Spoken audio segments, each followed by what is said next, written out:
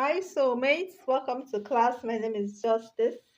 If you are a new subscriber, thank you so much. Returning subscribers, thank you so much for being here with me. So, a quick one. In this class, we're going to be looking at important formulas and calculations that can help us in drafting, cutting, and sewing.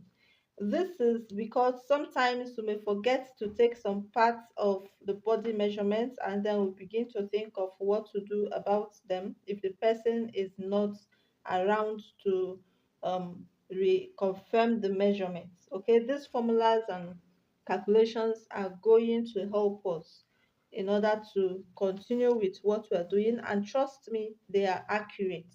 Okay, now, the most important thing I'm going to tell us is that in all the measurements that you're forgetting to take, please do not forget the round bust measurement. Okay? The first thing you need to take is the round bust measurement. If you forget every other thing, do not forget that part. It is very important. From it, you'll be able to take so many or calculate so many other measurements that you may not be able to take. Okay, so do not forget that one. It is very important. Once you have it, then you can proceed to other things. All right, that's number one information that we need to have. Now, number two information or number two thing we need to know is that when making a bust,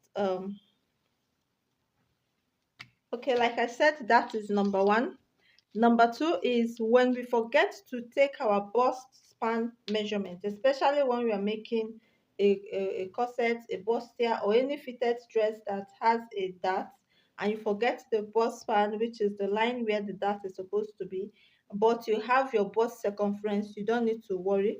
All you have to do is divide your bust circumference by 8, right? And then minus 1 inch from it. It will give you your bust span measurement. Now let's take an example. My bust is 38, right? I will divide 38 by 12, by 8, sorry, 38 divided by 8, and then I'm going to minus 1 from it. When I divide it by 8, it's going to give me 4.75, and I minus 1, it will give me 3.75. This is just exactly my bust span measurement, all right? Normal bust span divided by 2, this is the answer. Okay, so it is accurate. I'm also going to give us another formula, which is still on the bust span measurement. We can divide our bust by 4 instead of by 8, right? And minus 2 from it. It is just a common sense. We'll still arrive at the same answer. Then another one you could try is divide your bust by 10, and it will give you your bust span measurement. I hope this is taken for bust span measurement when you forget to take it. Now we keep this aside. Number three we'll be looking at is the armhole depth. All right. I think everyone should know this, but I know some people still do not know it.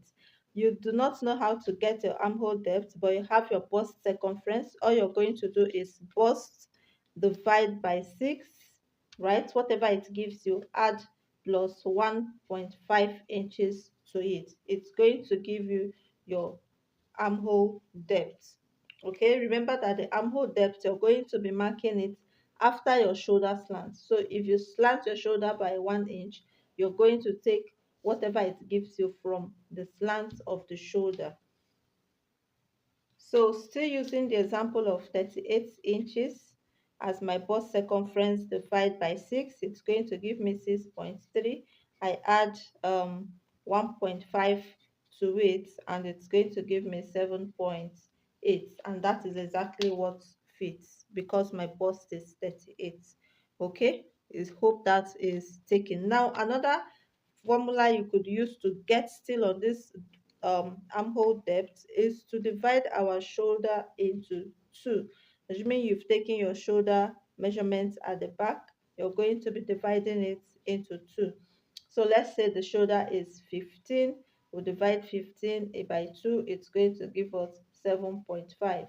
Okay, so 7.5 and 7.8, the difference is not much, just either one line or two lines, the difference. So if you use 7.8, it's fine. 7.5 is still not going to be tight on you. Now, this is just for a normal fitted armhole, right? Now, if you want it to be free, this is 7.5. If you want it to be a bit free, let's say you're making a shirt or you're making something that is a bit free, you can add 0.5 to it, right? Once you add 0.5, it is still going to give you a very nice fit. That is depending on what you're making. If this is just a fitted blouse, 7.5 is still okay. If you want it to have some freeness, add 0.5 to it, and it's still going to fit. Now, if you're making something sleeveless, okay, sleeveless, you don't want it to be free on the armhole, you want it to tighten up a bit, right? Now, from this normal measurement that we have here, we're going to minus 0.5. Instead of adding 0.5, you're minusing 0.5 to it, and it's going to round up and fit properly. Okay, I hope this is understood. Now we'll go over to the fourth measurement or the fourth calculation that we can use when we forget or what we do not actually know. Of course, even if we take all the measurements, there are some measurements or calculations that we get from using the calculation instead of measuring them. Now we have the cap height, right? We have the cap height. Now the cap height is the point where you fix your sleeve into the armhole. It goes this way. This is the top of the sleeve. It comes like this and this way. Okay. So this is the part that you fix into the armhole this way. This part, you fix it into the armhole. So from here to the point where it is fixed into the armhole, it is called the cap height. All right, so to determine this cap height, we are going to be dividing our bust circumference, divide by 12, right? And we are going to add in 1 inch to it. If you divide your bust circumference by 12, add 1 inch to it. Now, on a standard drafting of the sleeve, the armhole area, the back and the front are not always the same. They have difference of 0.5 inch. Okay, so this is for the back. You're not minusing anything from it. But for the front, we are going to be minusing 0.5 to it. But that will be as this is. For the back, we are going to locate the midpoint and come down by 0.5. So we'll be having something like this for the front, while this is for the back. I hope this is understood as well. So our number 5 is going to be the shoulder. Remember, we've used the shoulder measurement to get our armhole depth, right? Now we can still use the same bust to get our shoulder. This is just common sense. So if we divide our shoulder by 2 and it gives us our armhole depth, and also we have calculation to get our armhole depth, which is bust divided by 6 plus 1.5. It means that we can also use this to get our shoulder, which is also divided by 2. So when we do not have the shoulder measurement, all we're going to do is to divide our bust circumference by 6 plus 1.5. So whatever we have, remember that our fabric is going to be on fold. So when it is on fold, whatever this gives us, either 7.5 depending on the amount of the measurements, or 7.8, 7.8 depending on what we have. Okay, it's going to give us, remember we're using bust of 38, so your bust and my bust may not be the same. So like I was saying, our shoulder, if we do not have the measurement, divide the bust by 6 plus 1.5, and it's going to give us our shoulder measurement, which is the measurements that we have when we divide our normal shoulder into 2. Remember, here we have 7.8, we have 7.5, and they are still the same thing. The difference is just one line or two lines. Okay, so it makes no real difference. So after the shoulder, we're going over to our bust radius. I know a lot of us might not really know what the bust radius is and what it is for. If you're making a cupped corset or a cupped bustier or tightening the upper bust, the bust radius is something that you need to know. It's when you see a pattern and you see at the bust area something rounded like this, and on this part, this is the bust point, and this is the under bust. Okay, so at this point, you can decide to tighten um, the upper bust before getting to the under bust, right? So this line that we have here is the bust radius. This helps us to see the roundness of the bust, okay, and where to mark our tightening, and no one will be greater or higher than the other. Okay, so to get this bust radius, it's just simple. From this bust point, this is our bust point and this is our under bust. Whatever we have from the bust point to the under bust, we're going to mark it right round from this bust point. Okay, whatever we have here, this is our bust point, bust circumference line, this is our under bust. Let me write it out: under bust and bust. So if you take your tape and measure from here, where is my tape, from bust point to under bust, right? Whatever it gives us, we'll now mark it from the bust point round to wherever it stops. Make sure it goes round. So that is our bust radius. Or you could just do shoulder to bust point minus shoulder to under bust. Okay, so whatever it gives you is still the same answer that we're going to arrive on, and then we'll mark our bust radius. I hope that is understood. So let me just write it down: bust points to under bust measurements marked round. Okay, so that is it for that. Number 7, we are going to be having how to get our off shoulder neckline. Off shoulder neckline, this can be so difficult for some persons, how to get the off shoulder neckline. Now note that the off shoulder neckline does not have a particular place where it should be. It depends on how close or how wide you want your off shoulder neckline to be. Some persons want the off shoulder neckline, the sleeve attached to it, to hang on their shoulders. Some want it to fall off entirely. Okay, but in this case, what we are going to be looking at is what fits down to the shoulders and not what is falling off entirely. Okay, so it's going to come straight. So let's just assume we have something like this. I hope this is the neckline. We have this. This is just an illustration, okay? And we have the sleeve. We want the sleeve to be exactly on the shoulder. We want the sleeve to come exactly on the shoulder. We don't want it to fall off this way. Don't want it to fall off this way like this, right? We want it to stand on the shoulder. So what you're going to be doing is, for your off shoulder, you can decide that the neckline will come quite close, and you can decide that the neckline will come quite wide, right? Now, what you're going to do for a normal off shoulder that we're talking about is our bust span measurements divide by 2 plus 1. So if our bust span measurement is 7.5, we're going to divide it by 2, and we have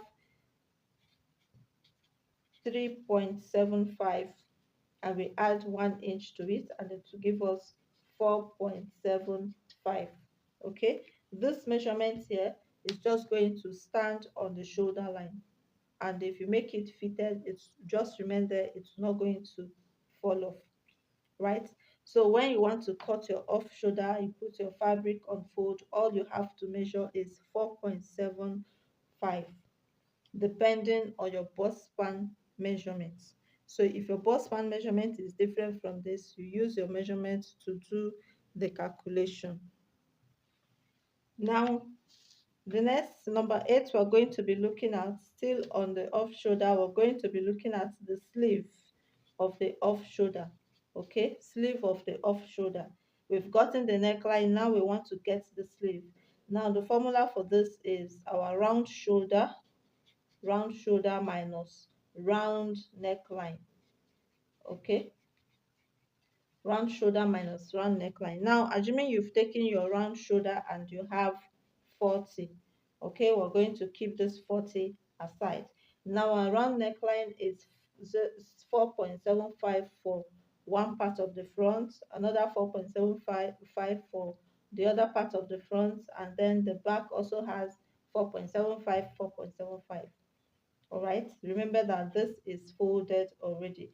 So when we do 4.75 times 4, it's going to give us 19. Now we're going to minus 40 minus 19, right? It's going to give us 21. Now this 21, we're going to divide it by 4, because assuming this is our fabric, right, and we fold it into 2 to get our sleeve measurement. This here is for one part of the sleeve, and this one part of the sleeve has front and back. When you measure like this, you have the front part here and you have the back part here, so you're going to be fixing this way. So this part has 4.75 and this back side has 4.75. The same applies to when you cut the other part of the sleeve. So it is into 4 places. I hope we are getting it. So 21 divided by 4, and that will give us 5.25. Okay, 5.25, and that is what we're going to be using to cut our off shoulder sleeve. Remember that this sleeve is going to hang from the shoulder, right? It's going to hang from the shoulder, so it extends from the front down to the back side. Now if you wear this and it's a bit loose, there's every tendency that it might nothing anything can happen, then you can just adjust it a bit. Okay, but this is just what it is. All right, so we're making progress to number 9 of what we have. So we are going to keep this aside. Now we have our waist to hip measurements. Now this case, everyone, I don't want to say everyone, most persons think that the waist to hip is constant. Some say they use 9 inches for everyone, some say they use 8 inches, some use 7 inches. The truth is that one day it will just disappoint you if you do not take the actual measurements of the person, because people have different body shapes. Some people have their backside below where it's supposed to be, and some have it high. Okay, and depending on the height and of the height of the person, right? So it's better to take this waist to hip measurement when you are drafting or cutting your fabric. But whereby you do not take the measurements, you can still get it by taking your measurement from shoulder to hip. So in this case, it is a must that you have to take your shoulder to hip measurements, and then minus it from shoulder to waist measurements. So whatever it gives you becomes your waist to hip. If your shoulder to hip is 24, right? 24, you minus it when you where you from shoulder to waist. Let's say your shoulder to waist is 17 inches. So 24 minus 17. 24 minus 17 is going to give us 7 inches. So the waist to hip of that person is 7 inches.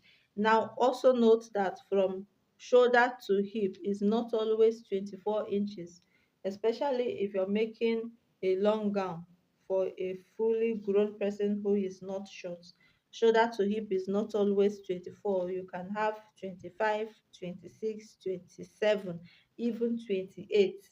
Okay, so always take this measurements. If you're taking the hip, take the widest part of the hip, the lower part of the hip. That is where you find the widest part of the hip. So whatever you have, you minus shoulder to waist from it, and you get your waist to hip measurement. All right, so we move over to, this is number 9, and we are going to move over to number 10. And number 10 is how to calculate our skirt dart length. Right, now note that when making your skirt, for the front part of it, I personally do not add that, and I know so many other persons do not add that. But whereby you choose to add your dart, you can still get the height of the dart or the length of the dart that you need to be adding. Now you have your waist to hip measurements. You're going to multiply it by 0.2, right? Sorry, 0.5, that is half an inch. You're going to multiply it by 0.5. So if your waist to hip is 7 inches, times it by 0.5, and it's going to give you the height of your dart. Note that this is for the front, okay? And also note that the dart length for the front should be shorter than the back dart length. We don't want the dart length at the front to be long. When it is long, it begins to cause some um, bulge in front of the skirt or in front of the gown, which may not look nice, and that is the most reason why we do not add that at the front. And also it does not cause any issues when you do not add that at the front. Rather, it makes it look nicer in appearance. Okay, but if you choose to do this, this is what you're going to be using to get the height of your dart for the front.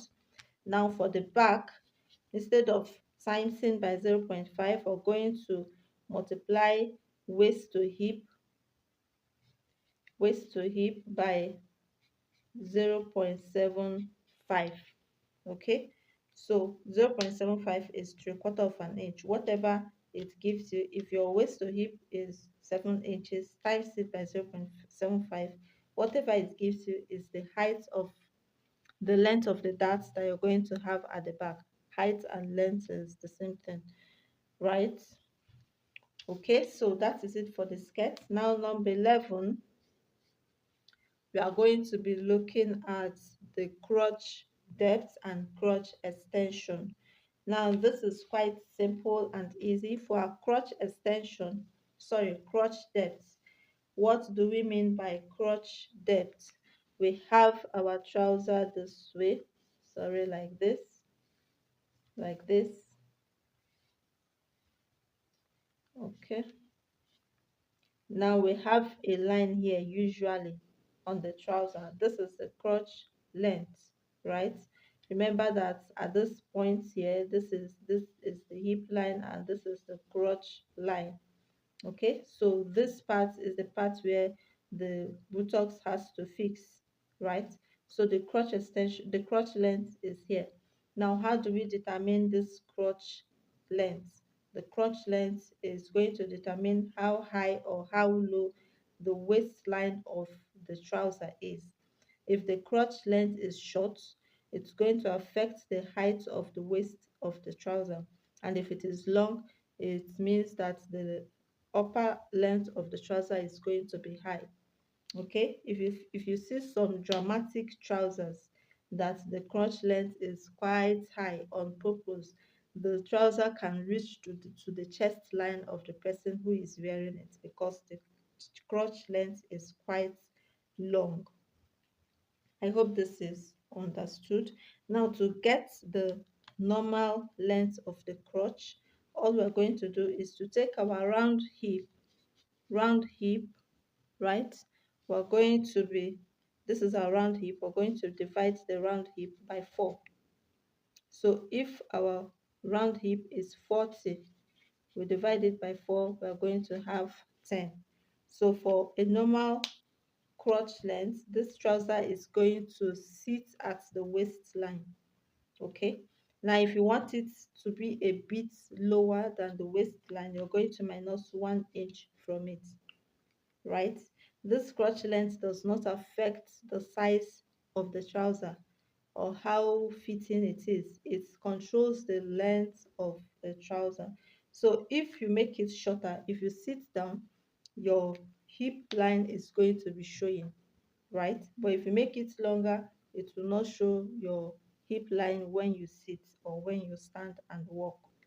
Okay, if you want it to be a bit higher than the waist where it is, you can also add 1 inch instead of minusing 1 inch. I hope that is clear.